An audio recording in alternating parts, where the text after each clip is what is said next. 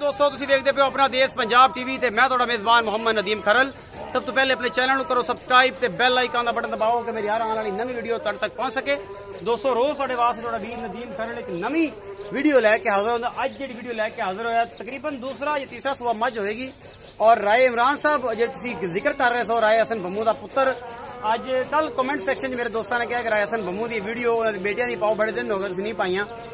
पाने वास्ते वीडियो आ गए मज दा हवाना और इसकी खूबसूरती सारा कुछ कैमरे दे विच आया है। मेरा कैमरा तुहानूं मज दिखाएगा, उस बाद फिर राय इमरान साहब नाल गल्लां करांगे।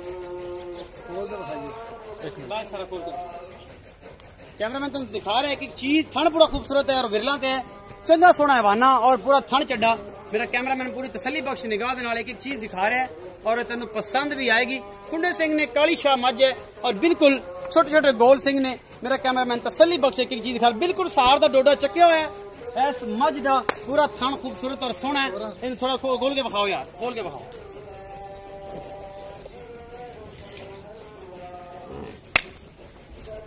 बिल्कुल मोरा वर्गी चार और पूरा हवाना मज का बड़ा खूबसूरत तुसीं देखते पे हो।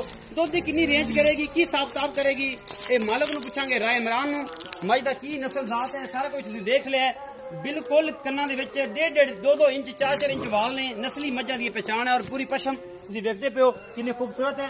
दरिया दी मज्जां ने पूरियां ब्रांड ने नीली दे और बड़िया खूबसूरत ने। सारा कुछ मैं तुहानूं दस चुकिया और राय साहब ने पूछांगे कि राय साहब इहदा मुल की है, दुध की करेगी, की हिसाब किताब है, ये सारा कुछ कैमरे दे नाल तुहाडे सामने है। जी अस्सलाम वालेकुम। वालेकुम इमरान भाई की हाल चाल? अल्लाह ताला दा शुक्र। तबीयत से ठीक है? हाँ जी, शुक्र। लगता बड़ा गर्मी च खप खपा के इस पास बाहरों आया आज बार मई ले लो ते हैं मईया लै लू ते आए। अच्छा भरावा ये दस कि जी मैं हकी रबी 27वीं का दिन है ते बस इस गल थोड़ा जिहा ख्याल नाल कि सुबह किन्ना है आज दूजा सुबह हुण सोनी है। अच्छा ते नीली तो मैं लियांदी है बिल्कुल। ते पहले नो ते ओने 14 किलो दुध न चूंदे रहे पहले। हुण किन्ना कर जाएगी? 16 17 हुण अल्लाह दा हुक्म ना 16 तो 17 किलो करे दी 16 तो 17 लीटर दुध हुण करेगी। करे दे इंशाअल्लाह। प्यार मोहब्बत वाला मुल्क की जिन्हें मोहब्बत प्यार भी आप करना है उन्ना का मुल्क करना जिन्हें थोड़ा बहुत भी आप मज दे ली। आए मोल मंगन नु तो भाਵੇਂ 3.5 लाख मंगा लो ते 2,80,000 दे आप दे। कोई मोहब्बत प्यार करें कोई खास मजबूर करे तो कोई 2-3 हज़ार दे कर देंगे। 2-3 हज़ार का मोहब्बत प्यार होगा, ज्यादा कोई नहीं होना और खास मजबूरी की हालत मच देनी है, वरना कोई नहीं देनी। एवं गल जी।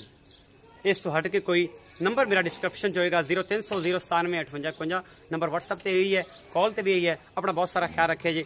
ईद तो पहले वीडियो तो दोनों मिलन गया, जेडे मेरे दोस्त ने लेने मेरा रब्ता कर सकते। अपना बहुत सारा ख्याल रखे जी। अल्लाह ने के बाद।